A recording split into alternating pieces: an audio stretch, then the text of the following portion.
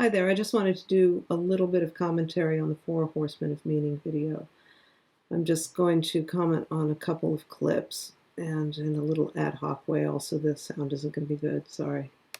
So we're going to start with this one with Bishop Barron.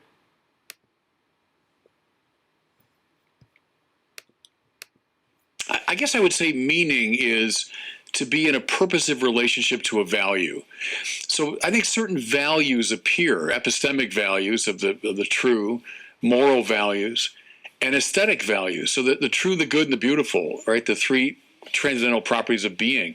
And I think those values appear. And I really like what you were saying too, both of you, about attention. What gets our attention? What draws our consciousness? Why, William James says the mind is like a bird that flies.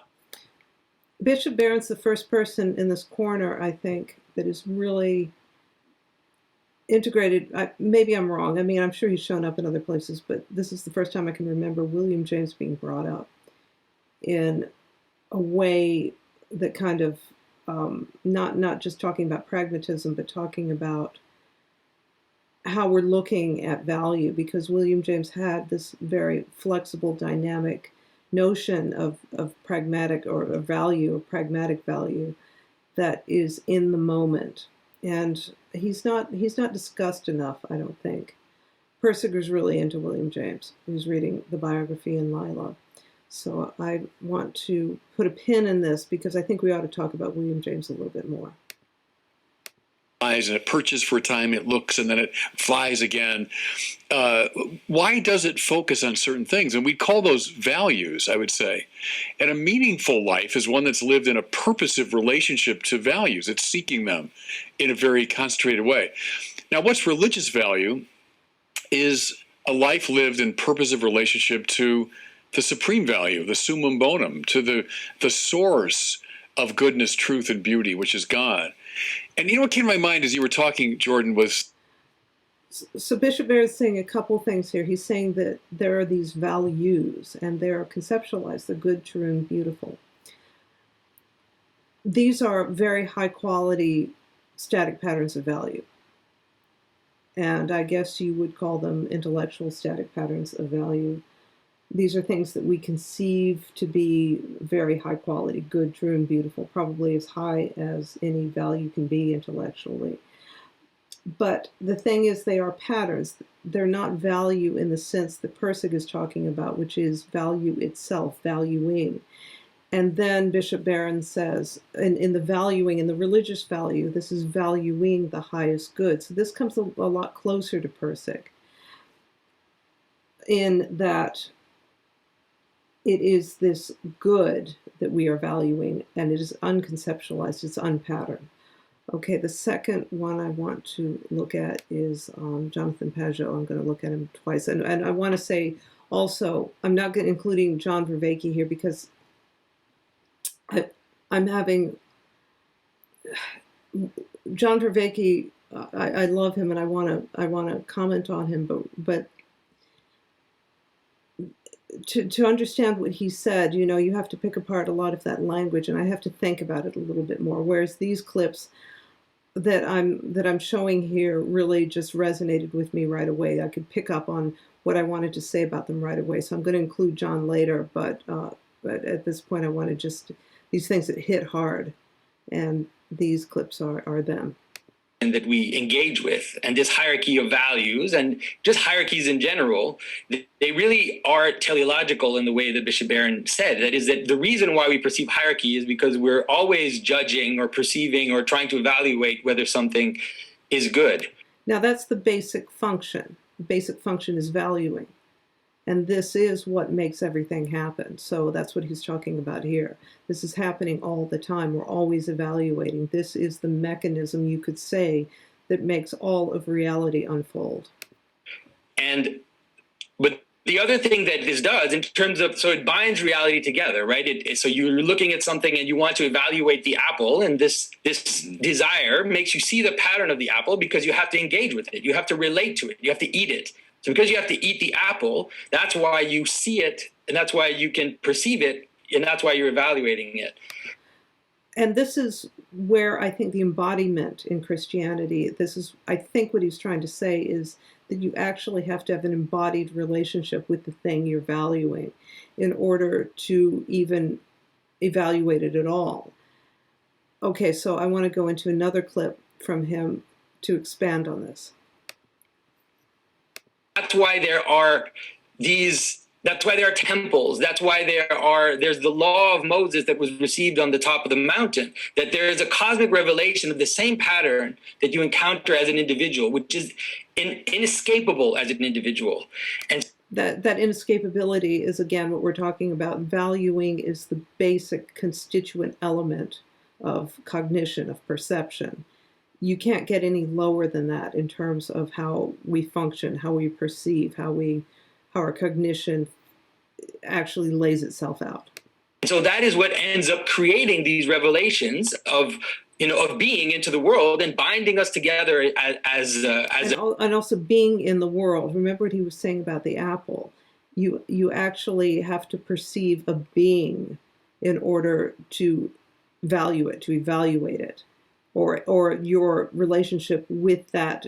This is very similar to what Persic says about value creates the object. You value this, what you perceive, and it objectifies as you value it. It becomes something that is embodied. I hope that makes sense. I'm working this out, sorry. The body instead of just these disparate individuals. And as Jordan said, it's very appropriate to discuss, what are these revelations and what do they look like? And of these revelations, which is the one that binds the most reality together into itself? And I think that is when the image of Christ as being God-man, as going all the way down into... All right, I want to talk about this going all the way down in a second, but this is where religion has to be acted out on the social level. Now, I want to be clear, the social level is not, it sounds like, oh, social, whatever, because we have a tendency to disparage the social level. We don't see it as valuable as, say, intellectual patterns or in scientific materialism. We want our answers to come from the material objective. We want it to come from neurochemicals, or we want it to come from evolution, the way biology lays itself out. This is us together with our individual evaluation together, valuing the highest good, and that the way that the highest good embodies itself in Jonathan's worldview is in the body of Christ.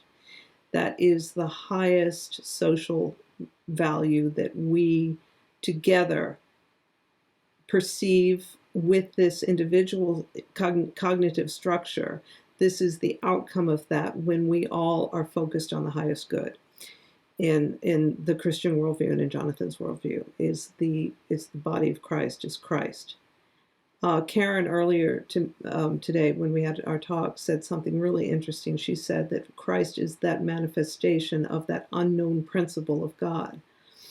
The unembodied God, let's say, expresses itself, and because we have to evaluate, because we create being as we evaluate, then that being that we value ends up being Christ.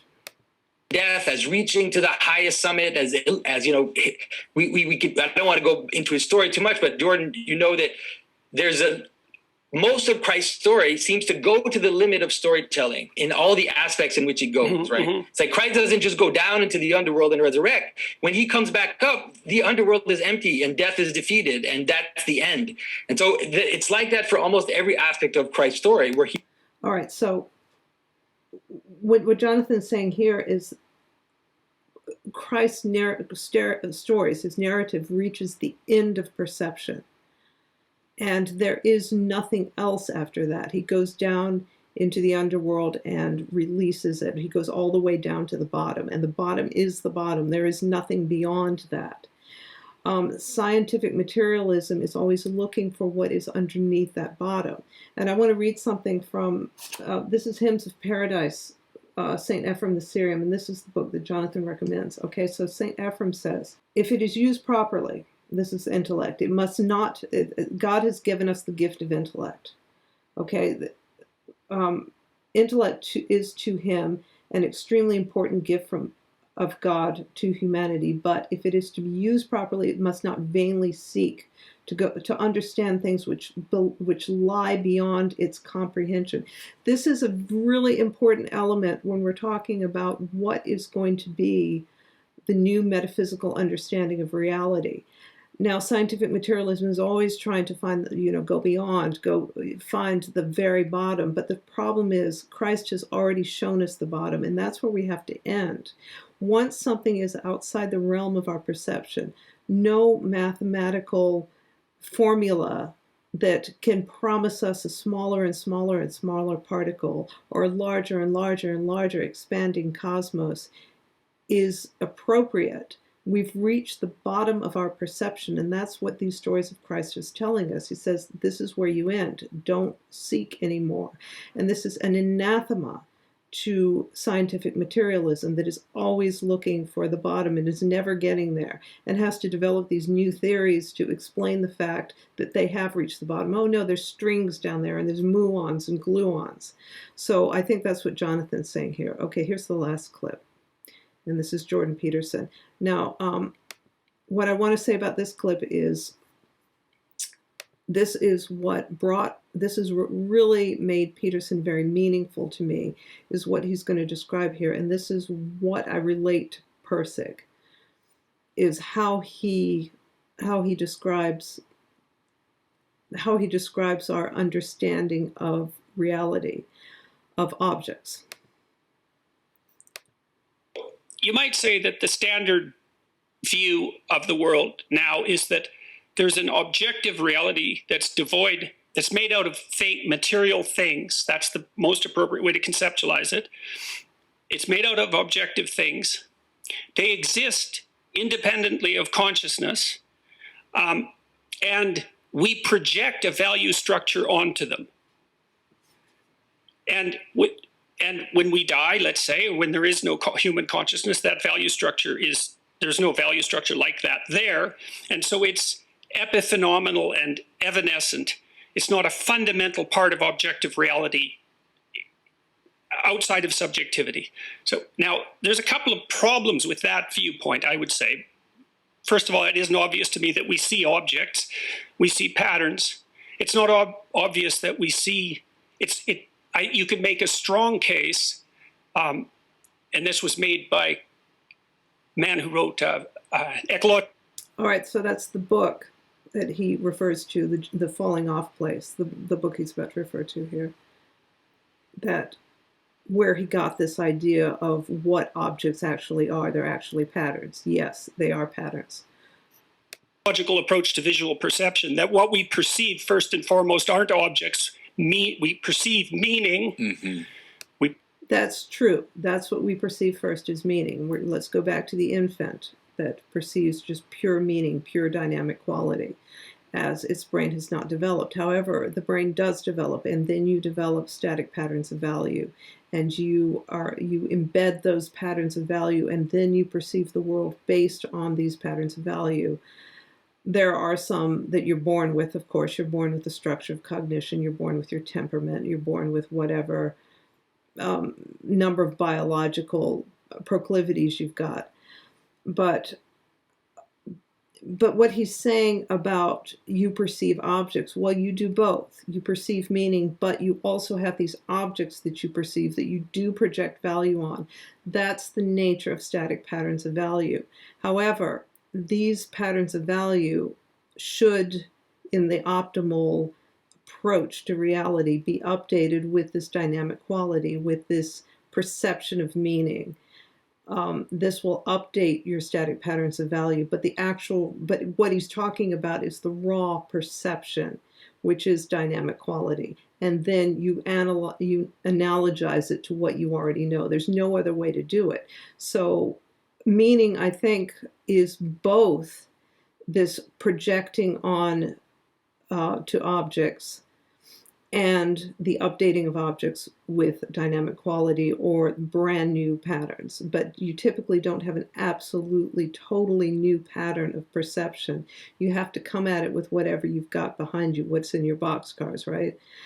Later, they're going to talk about psychedelic experiences, which put you in that state of pure dynamic quality. But even those psychedelic experiences, you have to come at them with whatever you're carrying with you, which is why Book of Revelation, yeah, maybe it is a psychedelic experience. They're both. Bishop Barron says, no, the psychedelic experience, it can't be a psychedelic experience because it's so rooted in the Old Testament. And I agree more with Persig when he's with Freudian slip with Peterson when he says, no, you're coming at it through this framework of the Old Testament, and the only thing you have to process these psychedelic experiences of what you already know, which is the Old Testament. Now, what psychedelics probably do in the religious frame is that they vastly, like they profoundly update your patterns, your understanding. They blow the patterns to shreds, so to speak. Nonetheless, you still have to understand your psychedelic experience with these patterns that you carry around with you. You're not some wild animal in the woods. You're not an infant. You have a lot of experience. You have a lot of things you're carrying around with you that you need to perceive them. All right, now the last thing I want to say about psychedelics, now I'm going to go on in a little bit of a direction. This discussion is about the use of psychedelics in terms of religious transformation. Probably both of the Christians, Jonathan and Bishop Barron, think that this is not necessary for religious transformation, and I agree. However, the two psychologists are much more interested in psychedelic experience, and that makes sense because if you want to break down some of those old patterns that keep you from perceiving your true essence, who you really are, you could say the fact that you are a child of God, then these psychedelics are very useful in breaking down those patterns so you can see your true golden core and you can begin again. It is a revitalization. It's a revivification that these psychedelics can do. A thing that they can do that can unite the psychologists and the Christians is that it opens up the possibility that the noetic dimension does actually exist, and that could be the beginning of religious transformation. It certainly is very useful in breaking down old trauma patterns, things that you absolutely have believed to be real up to now. It can break those away, and you can see that they have been put on you. These are not your fault. These have been placed on you by bad parents, by abusers, but they are not you. And a trauma victim will conflate themselves with these patterns. The psychedelics allow you to pull yourself back, be your true self, your authentic, spontaneous self, and see that these things that you identify with that have been put on you by these nefarious actors are not you, and then you are free. So I hope that makes sense. I think that's probably, I want to do a little bit on John Vervaeke in this, but it's going to take some thought. So I may do one more small commentary on this, but that's about all I'm going to do. So I hope that makes sense. And I will see you next time.